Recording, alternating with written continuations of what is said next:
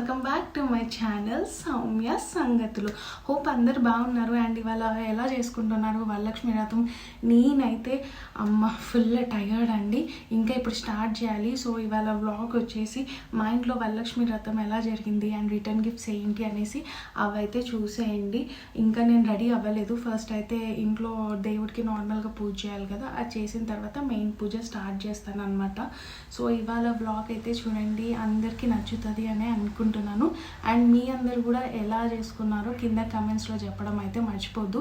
And ఇంకా ఎవరైనా subscribe చేసుకోకపోతే ప్లీజ్ గాయ్స్ వెంటనే వెళ్ళి సబ్స్క్రైబ్ చేసుకోండి. Okay, let's get in to the video now. For the first time నేను వరలక్ష్మి వ్రతం చేసుకున్నానండి. సో మన ఇంట్లో ఏదైనా పూజ ఉంది అన్నప్పుడు మొదటిగా అయితే మన ఇంట్లో దేవుడికి పూజ చేసుకోవాలి కదా. ఆ రోజు మార్నింగ్ అయితే నేను మా ఇంట్లో ఫస్ట్ పూజ అయితే చేసేసుకున్నాను ఇంట్లో దేవుడికి.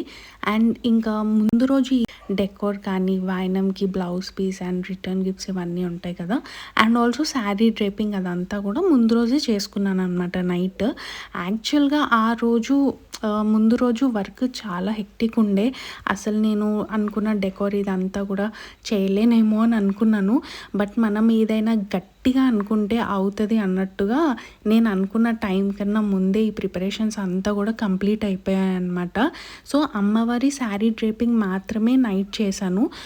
మార్నింగ్ ఫేస్ అదంతా కూడా మార్నింగ్ పెట్టాను అనమాట పూజకు కాసేపు ముందు. ఇక్కడ మీరు బాగా గమనిస్తే కనుక అమ్మవారికి కిరీటం అదంతా ఉంది కదండి, స్టోన్స్ అండ్ రెడ్ కుందన్స్తో, అదంతా కూడా నేనే 1 వీక్ ముందు ప్రిపేర్ చేశాను అనమాట. అసలు చాలా చాలా బాగా వచ్చింది. ఈ ఐడియా మాత్రం మా అక్క దగ్గర నుంచే కాపీ కొట్టేశాను. మొత్తం డిట్టో అనమాట. ఒక్క కుందన్ అటు ఇటు కాదు, సేమ్ టు సేమ్ జిరాక్స్ దింపేశాను. ఓన్లీ బట్టలే కాదు, ఎందుకో ఇలాంటివి కూడా మా అక్క దగ్గర నుంచి కాపీ కొట్టాలి అనిపించింది. బట్ వచ్చిన ప్రతి ఒక్కరు కూడా అసలు ఫేస్ ఎంత కళగా ఉంది, డైరెక్ట్ అమ్మవారు వచ్చి కూర్చుంది అన్నట్టే అన్నారనమాట. సో నాకు చాలా హ్యాపీగా అనిపించింది. అంత కష్టపడ్డాను కదా ఆ డెకోర్ అదంతా చేయడం. చూసారా ఎన్ని స్టోన్స్, అది చాలా ఒరిజినల్ కిరీటం లాగా ఉందన్నమాట. చాలా బాగుండే. అమ్మవారికి ముక్కు పుడక కూడా నేనే పెట్టాను. మీరు బాగా గమనిస్తే మాటీలు ముక్కు పుడక అదంతా పెట్టాను అనమాట. చాలా బాగుంది. అనుకోకుండా అమ్మవారి శారీ కూడా గ్రీన్ కలర్ అయిందనమాట. సో ఫస్ట్ మంచిగా అనిపించింది గ్రీన్ శారీ ఉండడము. అండ్ ఆ డార్క్ గ్రీన్ బ్యాంగిల్స్ వేయడంతో ఇంకా మంచి లుక్ వచ్చింది. సరే నేను ఎంత చెప్పినా కానీ ఒకసారి అయితే మీరు లుక్ వేసేయండి.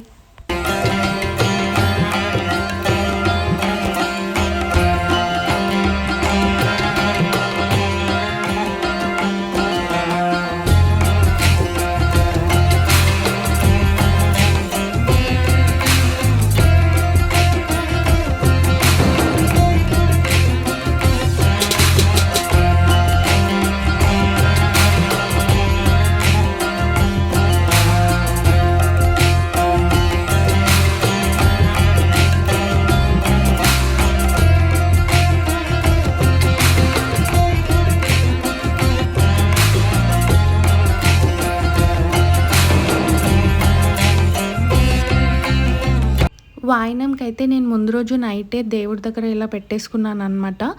అంటే టెంపరీగా పేపర్ ప్లేట్లో పెట్టుకున్నా. బట్ తర్వాత రిటర్న్ గిఫ్ట్స్ కవర్లోకి అయితే షిఫ్ట్ చేశాను ఇచ్చే ముందు.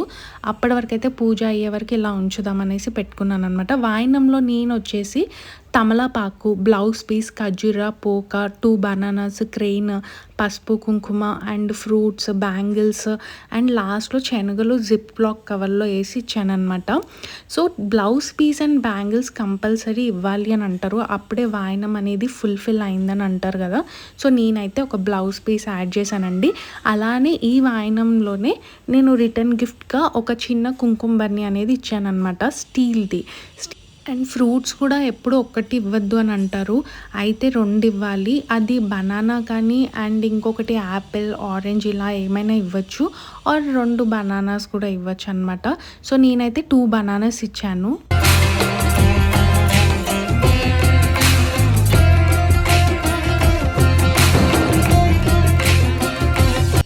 సో నేనైతే ఇవాళ శారీ కట్టుకుంటున్నాను.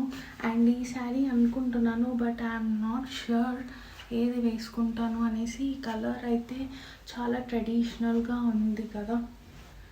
సరే చూద్దాం. ఇవాళ ఏంటో అన్ఎక్స్పెక్టెడ్గా అన్ని గ్రీన్ అయిపోతున్నాయి.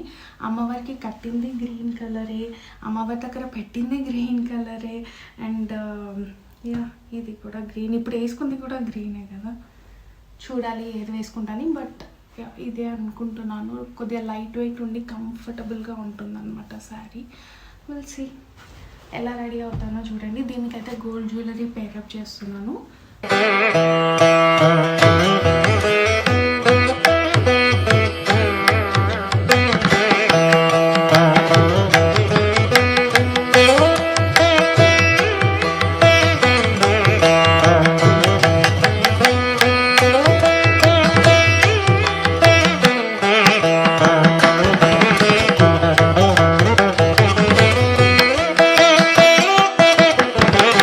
కూడా అక్కడ పెట్టుకుని ఈసారి ఆ అరటిపళ్ళ మీద ఆ బెల్లం మొక్క మీద నీళ్ళు చల్లండి.